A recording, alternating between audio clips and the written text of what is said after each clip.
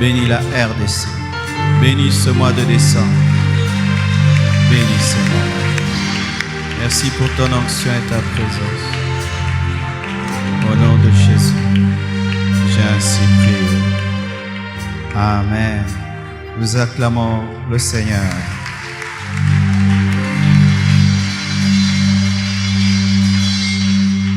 Salue ton voisin de gauche et de droite. Je vous salue au nom de Jésus. Amen. Il y a des gens qui sont étonnés de voir un drapeau à l'église. Mais aux États-Unis, dans toutes les églises, il y a le drapeau de l'Amérique. Et s'il y a une phrase qu'on sort tout le temps aux États-Unis, c'est que Dieu bénisse les États-Unis. Ça doit devenir une culture de l'église au Congo. Nous devons aimer notre pays. Amen. Car si le pays marche mal, l'église ira lentement. Notre bonheur dépend du bonheur de la nation. On va continuer avec cette douce mélodie. Le thème de mon message ce matin, c'est les conséquences de la guerre. Tu peux le dire à ton voisin, les conséquences de la guerre. Ton voisin de gauche, ton voisin de droite, ton voisin de devant, ton voisin de derrière, ton voisin qui aime le Congo. Amen. Nous allons nous tenir debout pour lire la parole de Dieu dans Apocalypse 14, versets 14 à 20.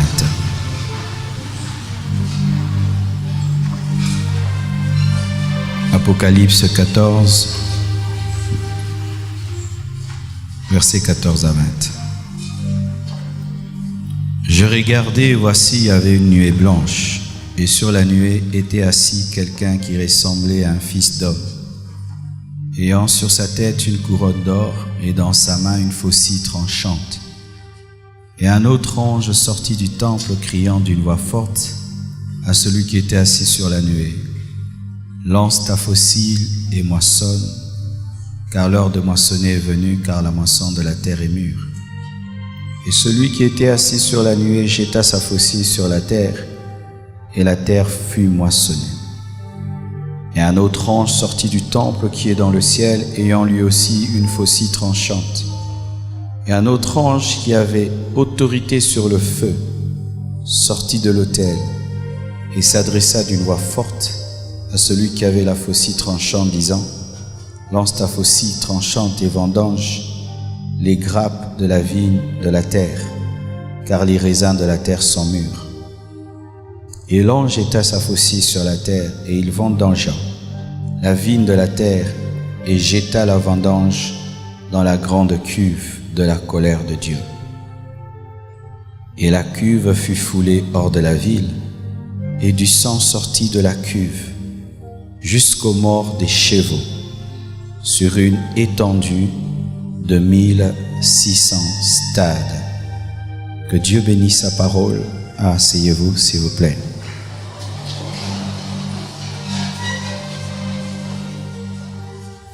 Un peu plus bas, s'il vous plaît.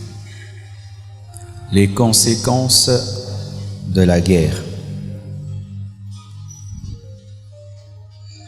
Si vous me voyez aujourd'hui prêcher avec un drapeau, c'est pour vous rappeler que même si vous êtes chrétien, vous avez un pays, vous avez une nation. Et ce n'est pas un péché que d'aimer son pays. Ce n'est pas manquer de spiritualité. Pour ceux qui ne savent pas, les prophètes de la Bible aimaient leur pays, aimaient leur nation. Quand tu parles de Daniel, Daniel était dans une terre étrangère, il était riche, mais son cœur était en Israël. Quand tu parles de grand Néhémie, il était échanson du roi, mais son cœur était dans son pays. Donc, aimer Jésus n'empêche pas d'aimer son pays. Ce ne sont pas des choses contraires. Amen.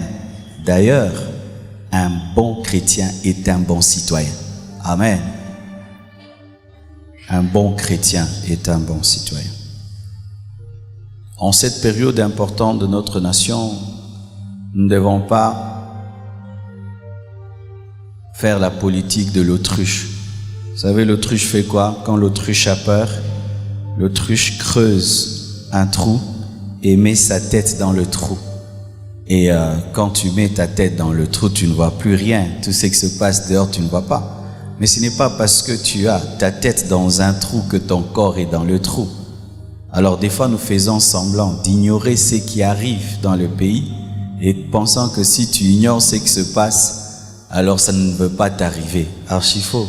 C'est une politique de l'autruche. La tête est cachée, mais le corps, tes finances subissent le pays, ta famille subit le pays, ta vie, tes études, tes projets, tout ça subit ton pays. La construction subit le pays. Les conséquences de la guerre est mon thème. Avant de me marier, j'ai habité avec un ami pasteur qui était brazzavillois.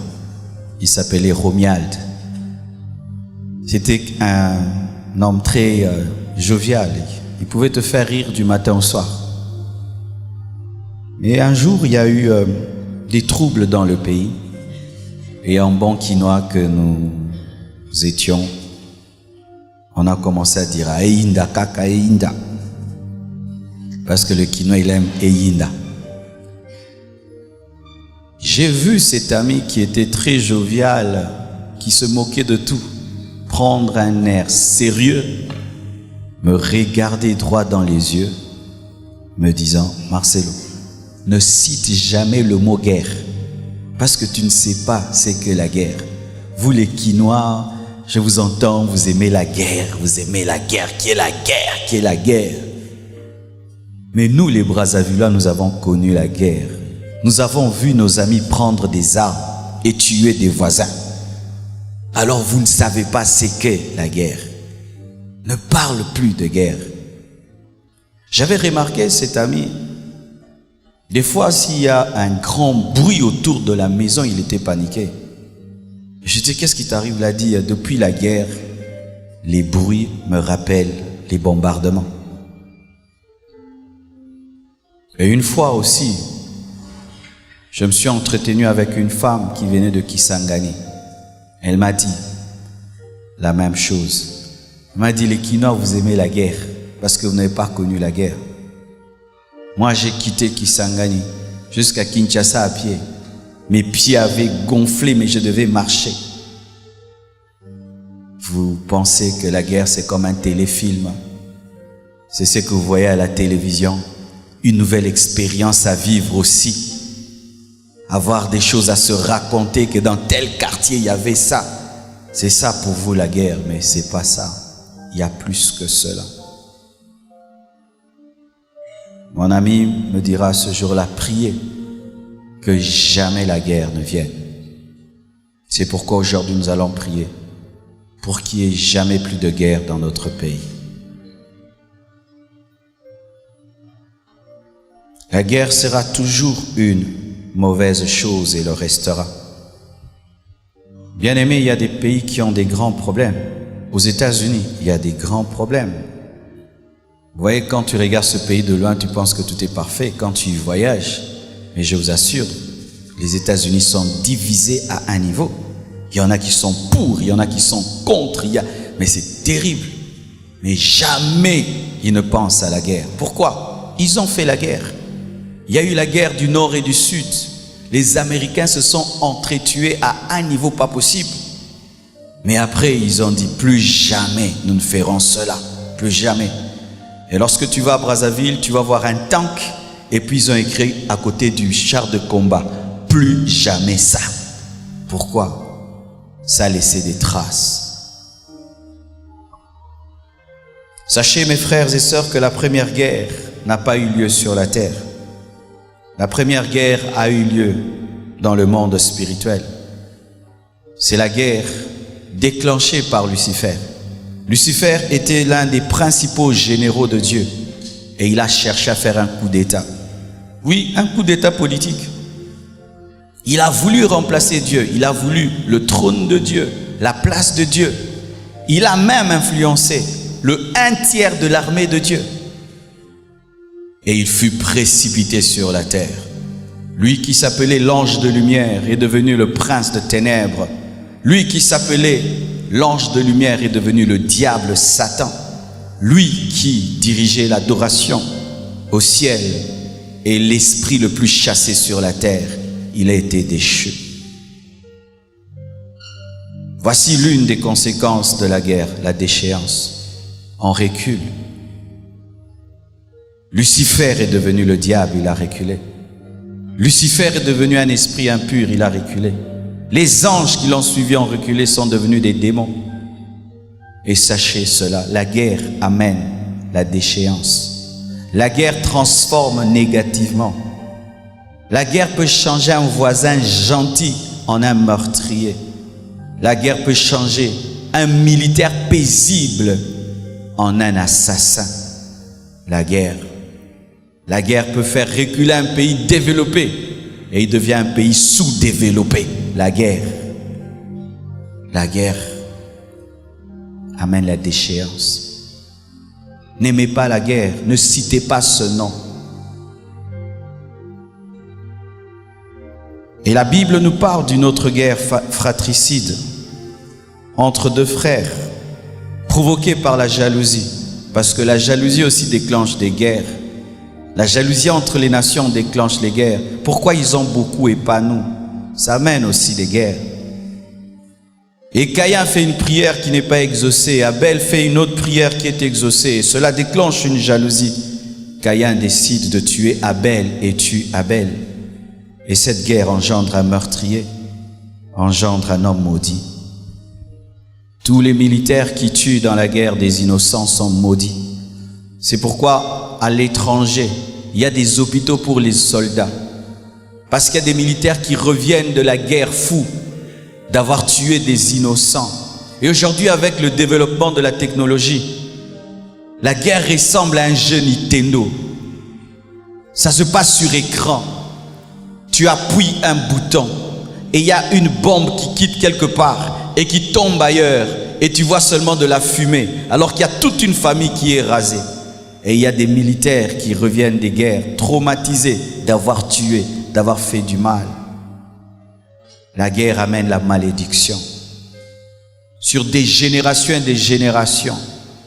Quand tu prends une arme qui t'est donnée par le gouvernement afin de protéger la société, protéger les civils, mais tu retournes cette arme pour les tuer, tu es maudit. Et le sang des innocents maudit la terre. Il y a des nations qui sont maudites parce que la terre a reçu tellement de sang innocent et que la nation est maudite parce que le sang parle, écrit vengeance. Tu peux tuer un homme dans le secret, tu l'enterres et personne ne sait. Son sang criera contre toi et amènera la malédiction dans ta vie. La guerre amène la malédiction. Et ce passage d'Apocalypse 14, versets 14 à 20 que je viens de vous lire est une prophétie. Une prophétie donnée par l'apôtre Jean qui était aussi un prophète. Jean était un prophète extraordinaire. Il a pu voir ce qui va se passer après même notre temps. Il a vu la fin du monde. Il a vu la 3e guerre mondiale. Il y a eu 2 grandes guerres mondiales avec les Allemands. Mais sachez qu'il y a une 3e guerre mondiale qui se prépare. Toutes ces nations qui s'arment de plus en plus, tous ces essais nucléaires préparent la plus grande guerre au monde. Toutes ces alliances de paix qui sont brisées et brisées encore. Cette guerre en Orient prépare la plus grande guerre au monde. Et cette guerre aura comme centre Israël et va se passer dans ce qu'on appelle la vallée de Megiddo et s'appellera l'Armageddon. Ça s'appelle Armageddon parce que le lieu de la guerre est une vallée appelée Megiddo. Et lorsque le prophète Jean voit la guerre, il voit au départ des raisins, mais plus tard il voit en soi que ce n'est pas du raisin foulé, c'est le sang répandu. sur une surface de 1600 stades qui équivalent à 300 kilomètres. Et la hauteur de ce sang, on dit que ce sang atteignait le mors de chevaux, la bouche de chevaux. Et un cheval, lorsqu'il est vraiment grand, il peut atteindre 1,5 mètre. Imaginez, ça fait au moins 21 millions de litres de sang. Et la prophétie confirme que lors de la bataille d'Armageddon, la moitié des Juifs périra. L'Antichrist va rassembler toutes les nations de la terre pour combattre Israël et combattre les Juifs. Mes frères et sœurs, pouvons-nous accepter qu'encore le sang coule?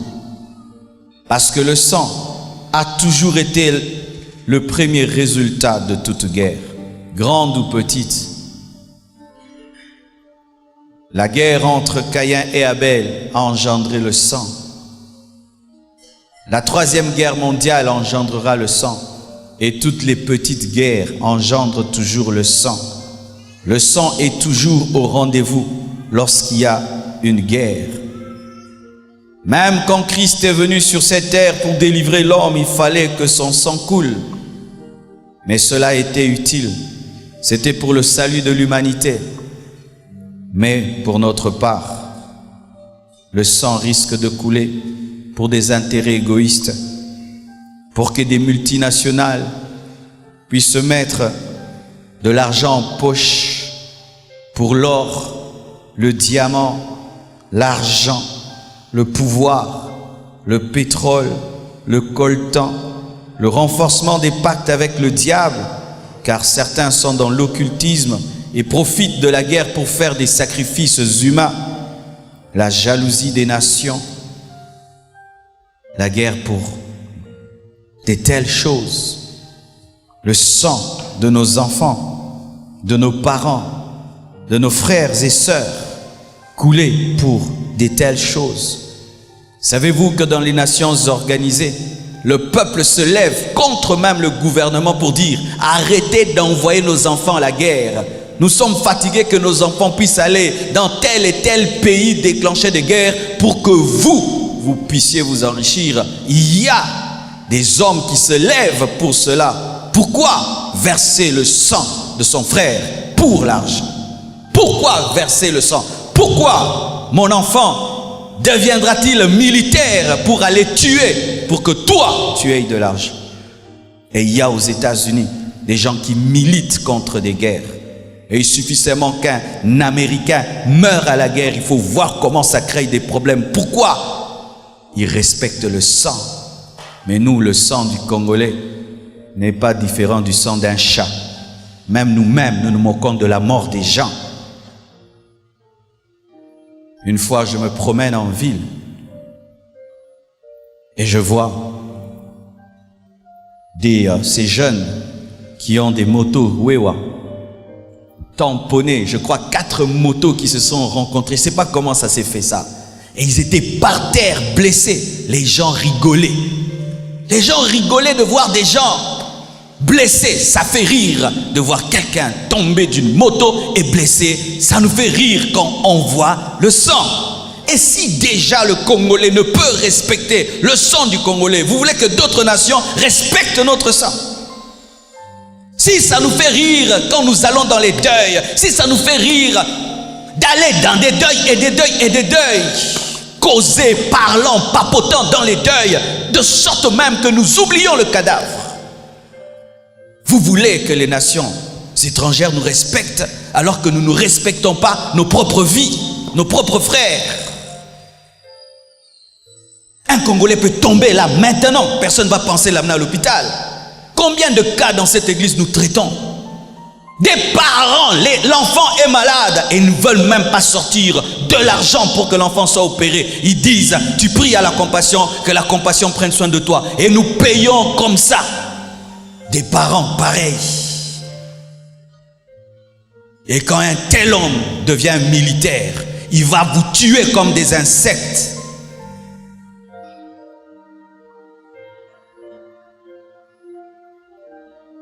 Bien-aimés, C'est vrai qu'une nation doit avoir une armée, mais il faut que les gens soient formés. Ce n'est pas tout le monde qui peut être soldat. Ce n'est pas tout le monde qui peut avoir une arme. Non, ce n'est pas tout le monde qui peut avoir une arme, qui peut donner la mort. Le sang. Et trop de sang a coulé dans notre pays, mes frères. Le sang de Jésus-Christ suffit pour notre salut. Comme je l'ai dit au premier culte, certains disent que les pasteurs sont là pour calmer le peuple et les distraire. Ben certains, moi je ne suis pas ce genre de pasteur. Mais aussi, je ne suis pas aussi un pasteur incendiaire pour vous pousser à détruire votre pays. Non plus. Je ne suis pas ce pasteur qui reste chez moi à la maison et puis je vous pousse vous mourir. Non plus. Et je ne suis pas non plus le pasteur qui vous dit ne revendiquez pas vos droits. Non plus.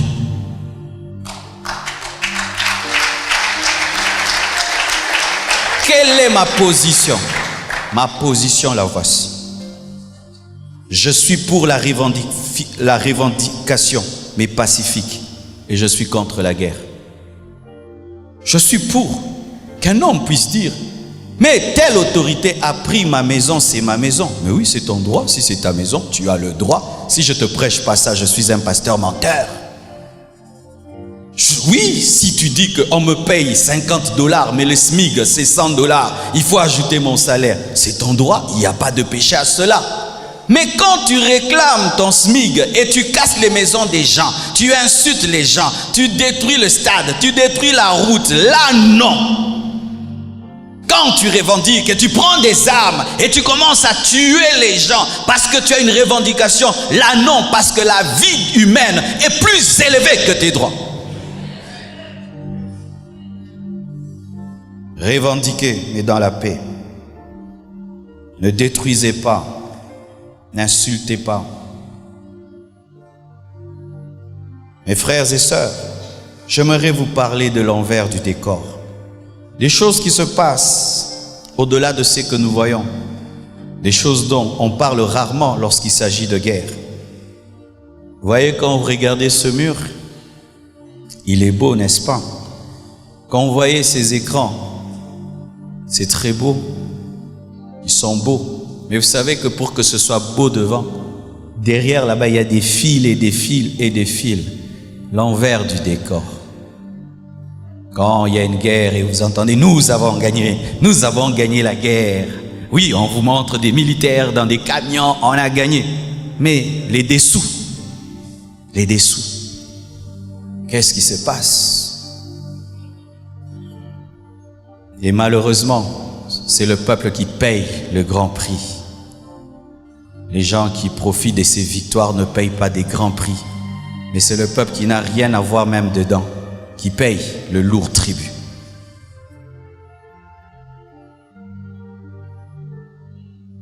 Parce que quand la guerre commence dans un pays, même les civils, on leur donne des armes. Et tu prends l'arme et tu vas tuer tes frères. On arme même des jeunes. Viens, prends, tu pars. Et toi tu dis, je suis en train de faire pour ma nation. Tu es sûr? Tu es sûr que c'est pour ta nation que tu fais ça? Et toutes ces personnes qui derrière des laptops envoient les gens faire des guerres, venez les faire vous-même. Vous êtes des lâches. Poussant les autres derrière des ordinateurs, faites. Tu es lâche, mais un courageux sur Facebook. Tout le monde sur Facebook est courageux. Sur YouTube, tout le monde est courageux. Voici l'envers du décor. La guerre amène la terreur. Vous voyez le fait même, je parle de la guerre, comment vous êtes calme. Mais il n'y a même pas un bruit de fusil. Mais la vraie, la terreur, la peur, la panique. Ma mère, deux fois, d'ailleurs elle est là, me racontait des histoires quand ils étaient jeunes. Au temps de Moulélé, au Kivu, les choses qui se passaient. Où vous devez dormir sous le lit et manger des biscuits. Sous des lits, mangeant des biscuits. Toi et toute ta famille, sous les lits, mangeant les biscuits dans le noir. Tu ne peux pas allumer la lampe avec des bougies. Et il faut y mettre du sel pour que la bougie ne finisse pas. On devient ingénieux. la peur, la terreur. Mes frères, une arme, un petit pistolet, c'est autre chose qu'entendre un coup de mortier, une bombe, une roquette tomber à côté de toi. Lorsque j'habitais une maison qui n'avait pas de mur, un jour, des hommes armés sont venus autour de ma maison et il y a eu des coups de balle. Mes frères et sœurs, pasteur que je suis, j'ai tout fait pour garder mon contrôle, mais ça remuait mes intestins. Je me suis retrouvé à genoux, pas pour prier. Et imagine, tu entends ça pendant 5 heures du temps, toute une journée, et tu vois là, la maison là tombe, celle-là tombe, la chambre explose. La terreur, la peur, la panique, tu es tétanisé de peur. Les hypertendus meurent. Dans la guerre, il y a certaines personnes dont on ne parle pas. On parle toujours de ceux qui meurent par les coups de balle. Mais il y a d'autres qui meurent sans être touchés par les balles. Les hypertendus. Les vieillards. Ceux qui sont dans des hôpitaux. Quelqu'un qui est dans une salle d'urgence et tout d'un coup la guerre commence, le médecin fuit, tout le monde s'en va et meurt. Ces enfants qui sont dans des couveuses et tout d'un coup, il n'y a plus d'électricité. Ça, on n'en parle pas. De tous ces malades, de tous ces enfants qui meurent, de tous ces vieillards qui meurent, de tous ces hypertendus qui meurent. La guerre amène des maladies, le choléra, parce qu'on jette les morts dans l'eau et ils pourrissent dans l'eau et on n'a plus le temps de désinfecter l'eau. L'eau devient polluée. Ce n'est pas tout le monde qui a les moyens d'avoir une citerne d'eau chez lui. Et même si tu en as, si l'eau qui t'est fournie est polluée, tu attrapes le choléra, la dysenterie, le sida. J'ai entendu les témoignages d'une femme qui a été violée. Et celui qui l'a violée, c'était un militaire qui était sidéen. Et tu t'imagines, tu es engrossé par un homme qui a le sida, tu attrapes le sida et le bébé a le sida. Voilà l'envers du décor des femmes violées. Le sida qui est transmis, car aujourd'hui même le sida devient une arme de guerre. Les infirmes, ça on n'en parle pas. Des gens qui sont amputés, qui perdent le bras, le pied. Ça on n'en parle pas. Vous voulez la guerre, vous voulez avoir des infirmes, des aveugles. Certains deviennent sourds parce qu'il y a des bombes qui rendent sourds. Tu ne meurs pas mais tu n'entends plus. D'autres même deviennent fous. Oui, la guerre engendre des fous.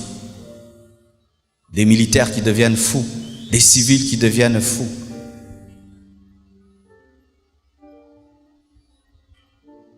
La mort des personnes qui nous sont chères. Tu vois ton garçon que tu aimes beaucoup. Quand la guerre commence, il peut entrer dans le rythme. Moi aussi, donnez-moi une arme. Il pense qu'il va devenir Rambo. Et devant toi, on tue ton fils aîné. Qu'est-ce que ça te fera? Quand les autres vont chanter, la guerre est finie, nous avons gagné. Toi, tu as gagné. Tu as gagné quoi? La perte de ton fils. Quand tu tueras toute ta famille devant toi, tu vas gagner quoi? La perte des êtres chers. Et même, pire, tu n'as même pas le temps de les enterrer parce que tu dois fuir. Qu'est-ce que ça peut faire à une mère de savoir qu'elle a abandonné son fils mort, mais n'a pas le temps de l'enterrer, tu t'enfuis. Et tu ne sais même pas si ce sont les chiens qui vont le manger, tout le reste, tu ne sais même pas où le pleurer. Et même des fois jeter dans des fosses communes. C'est ce que la guerre amène. N'aimez pas la guerre, ne confessez pas la guerre, ne cherchez pas la guerre, ne provoquez pas de guerre. Les ténèbres. Je connais des gens qui ont très peur du noir. Mais quand la guerre vient, des fois on bombarde même un barrage hydroélectrique et il y a une coupure d'une année, d'un mois. Et oui, tu vas acheter des bougies, mais après, il n'y en aura pas. On vit dans le noir, on prépare au charbon. Les gens détruisent même leurs propres meubles pour préparer. Ton meuble que tu aimes, que tu as acheté à Orca, tu vas le brûler pour préparer de la nourriture. La soif, parce que l'eau n'est plus potable. La faim, parce qu'à la fin, on n'a plus de provisions. Et la plupart d'entre nous, nous n'avons pas d'élevage, nous n'avons pas des champs. Une maman de l'église a parlé d'une expérience qu'elle a connue dans une guerre. Son père la nourrissait avec du sel et de l'eau et un peu de foufou. Prenez de l'eau, mettez dans un bouchon avec un peu de sel et lui donnez le foufou. Et les gens mangent des chiens, mangent des rats. Dans la Bible, on nous raconte l'histoire même. Les gens sont devenus des charognards. Israël, le peuple de Dieu est devenu charognard. Un jour est devenu cannibale plutôt. Un jour, 2 femmes se sont présentées devant le roi et écoutez ce qu'elles ont dit. Roi, juge-nous. Cette femme a mangé, nous nous sommes entendus de manger mon enfant et on l'a mangé. Et quand c'était son tour, elle a refusé qu'on mange son enfant. Ce n'était pas la sorcellerie, c'était la faim. La faim. Les chats disparaissent, les chiens disparaissent. Les rats, on les mange pendant la guerre. Dans la Bible, il est écrit en Israël, les gens mangeaient la fiente de pigeon. Ça se vendait au marché, comme on vend la farine en Israël. Les gens mangent la pelouse, des herbes, mangent des morceaux d'arbres. N'aimez pas la guerre. La guerre amène la haine et la rancune, la vengeance, des blessures intérieures. Imagine que quelqu'un viole ta fille et tu es chrétien. C'est vrai, nous prêchons le pardon, mais il y a des niveaux de problèmes. Vous savez, dans certains pays, quand tu viens prêcher le pardon, les gens se moquent de toi. Ils te disent, prêche bien, monsieur. Tu n'as jamais connu ce que nous avons connu. Est-ce qu'on a déjà tué toute ta famille devant toi, pasteur? Non. Et tu me prêches à moi le pardon. Attends que ça t'arrive et tu comprendras. Tu vois des chrétiens devenir haineux. Tu vois un homme qui était bon devenir un meurtrier. Où au départ il disait, je n'entre pas. Mais une balle perdue atteint son enfant. Il va, il cherche aussi les armes et devient meurtrier. La haine, la rancune, la vengeance. Incapacité de pardonner aux meurtriers, aux gens qui t'ont torturé, qui ont pris tous tes biens, qui ont incendié ta maison.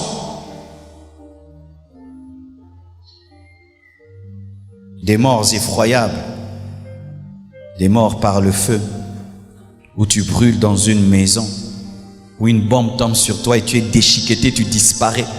On ne sait même pas qu'est-ce qu'est le pied, la main, le bras.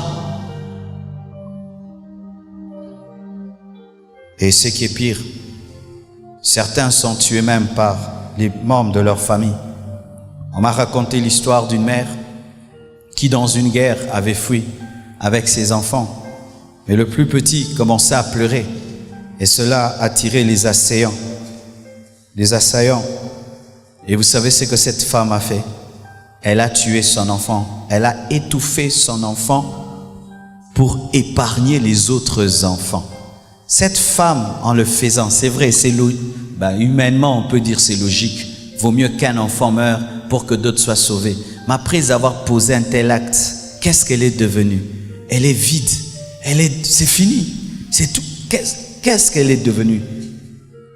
Sa vie est finie. Elle a tué son enfant. Et cette mère a étouffé son enfant, tué son enfant pour sauver la vie de la famille. Les choses effroyables arrivent dans la guerre. N'aimez pas la guerre. Ne confessez pas la guerre. Des phénomènes bizarres arrivent. Paraît-il que dans la guerre, certains chiens mangent les cadavres. Certains chats mangent le cadavre. Et lorsque un chat ou un chien a goûté à la chair humaine, Bien-aimé, il peut te tuer. Et qu'est-ce qu'il faut faire? Il faut chasser ces chiens et ces chats et les tuer, car si vous ne le faites pas, tu laisses un enfant à la maison, ton chien le mange parce qu'il avait goûté à un cadavre. Donc ça devient des causeries bizarres dans les quartiers. Chercher les chiens mangeurs d'hommes. La pauvreté.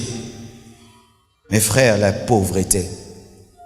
Nous avons connu dans ce pays 2 pillages qui ont mis ce pays à genoux. Aujourd'hui, quand on parle du quartier industriel, ce n'est qu'un beau mot. Mais avant, quand on parlait du quartier industriel, c'était vraiment un quartier industriel. Mais qui ont détruit le quartier industriel et qui est devenu résidentiel, c'est nous. C'est nous. Il y avait des entreprises qui fabriquaient des voitures dans ce pays, mes frères et sœurs. Les gens finissaient les études et avaient où travailler, mes frères et sœurs. Maintenant, il y a des licenciés qui n'ont pas de boulot. Pourquoi? Le pillage a mis par terre l'économie. La pauvreté, la destruction des biens et des richesses, la régression de l'économie. Mes frères et sœurs, ne voulez pas ça. Tu as économisé pendant 30 ans, tu risques de tout perdre en un seul jour. Cette maison construite a pris de labeur et de peine. Tu la fuiras, tu l'abandonneras. Tu vois cette belle voiture que tu aimes, tu sortiras de cette voiture et tu fuiras. Quand il y a la guerre, les gens marchent à pied. À pied, on se cache mieux. En voiture, non, on abandonne les voitures. On abandonne les maisons. Et des inconnus viennent s'installer dans ta maison. La séparation des familles. Mes frères, si la guerre éclate maintenant, vous savez ce qu'il y aura? Tu vas fuir à droite. Tu vas oublier même que tu as laissé des enfants à la maison. L'autre fuira à gauche. Et pendant que tu fuis, tu es à Matete. Ton enfant est à Lemba. Et ta fille est à Limité. Et l'autre est. Maintenant, comment vous allez vous retrouver? C'est ça qu'amène la guerre. La séparation des familles. L'insécurité. Avec nos koulounas que nous avons, mes frères, ils en profiteront pour entrer dans les maisons, détruire, piller, violer. Et les militaires sans conscience en profiteront pour s'enrichir. Il y aura des règlements de comptes, car là, il n'y a plus de loi. Ça devient la jungle, l'impunité. Toi qui as des ennemis, les ennemis profitent dans la guerre pour rendre des comptes. Le retard et la régression. Nous sommes déjà en retard, suffisamment en retard comme ça, comme nation, pour régresser encore, mes frères et sœurs, suffisamment en retard pour détruire le peu que nous avons. Et si toi tu veux que tout soit détruit, peut-être c'est parce que tu ne construis rien. Mais ceux qui ont un rêve, une vision, n'aiment pas la guerre, parce que la guerre empêche les affaires, empêche que les buts soient atteints. Mais j'aimerais vous parler d'une chose spirituelle dont on ne parle pas en matière de guerre. Sachez ceci, que le diable aime la guerre. Il aime la guerre. Il y a même des démons qui ne travaillent que pour la guerre. Et j'ai vu une vision pareille, des esprits impurs qui ne travaillent que pour la guerre, parce que la guerre est une croisade d'évangélisation pour le diable. C'est l'occasion en or pour Satan de remplir l'enfer. Parce que, mes frères et sœurs, la plupart d'hommes sont des païens. Et ainsi, lorsque la mort atteint un païen et atteint des milliers de païens, le diable est heureux parce qu'il envoie des gens en enfer. La vie permet l'évangélisation. Mais une fois que les gens commencent à mourir en masse, Satan est content parce que pendant les guerres, c'est que les gens ne savent pas, beaucoup de gens vont en enfer. Et beaucoup de chrétiens abandonnent la foi. Comment? Mes frères, les églises seront fermées.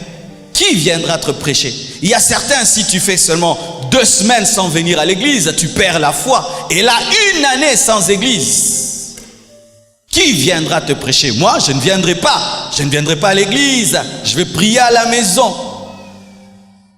Satan aime la guerre parce que la guerre empêche à l'église de faire son travail, empêche à l'église d'évangéliser, aux enseignants de former et amène les chrétiens dans la distraction et remplit l'enfer. Bien-aimés frères et sœurs, la guerre peut changer ta petite fille en prostituée.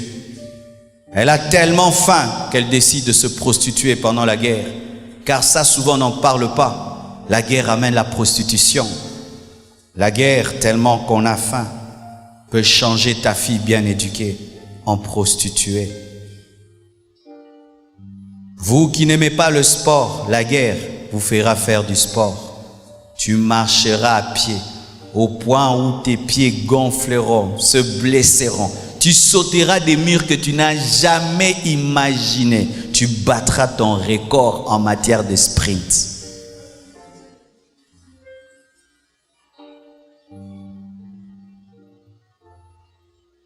J'aimerais terminer en parlant d'une chose. Vous savez, lorsque on parle de Balaam, le grand prophète de Dieu, qui s'était corrompu par cupidité, voici comment Balaam est mort. On dit qu'il y eut une guerre et Balaam mourut. Amen, hein? C'est tout. C'est-à-dire, pendant la guerre, là, pendant la guerre, il y avait un effet collatéral, la mort de Balaam. C'est-à-dire que dans la guerre, le grand prophète Balaam mourut. C'est ce qui arrive dans les guerres, la perte des élites, la perte des grands professeurs, la perte des grands leaders, la perte des grands politiciens, la perte des cerveaux. Et sachez qu'une nation sans l'élite est un corps sans tête. Une nation sans des hommes intelligents, sans des hommes charismatiques, sans des hommes qui ont une vision, c'est une nation sans tête. Et dans la guerre, les plus grandes cibles, ce sont les hommes intelligents, les hommes qui ont un rêve. N'aimez pas la guerre. Tu vois ton père là, qui est un grand professeur d'université, ton père qui est un grand médecin, ton père qui est un grand politicien, ton père là qui est influent, il risque de disparaître. Parce que ce sont les hommes intelligents qui réveillent les autres. N'aimez pas la guerre.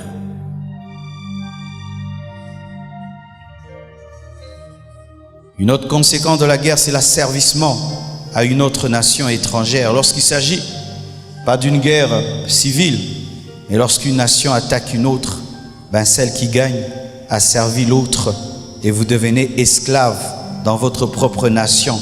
Et j'aimerais vous dire, cela détruit la fierté à un niveau. La guerre amène le pillage systématique des richesses du sol et du sous-sol, le dépouillement, l'humiliation, la honte. Mes frères, refusons cela. C'était mon message ce matin. Lorsque Jésus-Christ était dans la barque et qu'il était calme, la barque était agitée et la tempête continuait à se jeter contre elle. Mais lorsque Christ s'est tenu debout dans la barque et il a ordonné à la tempête s'est calmée. Il en est de même, mes frères. Nous sommes dans cette barque appelée le Congo.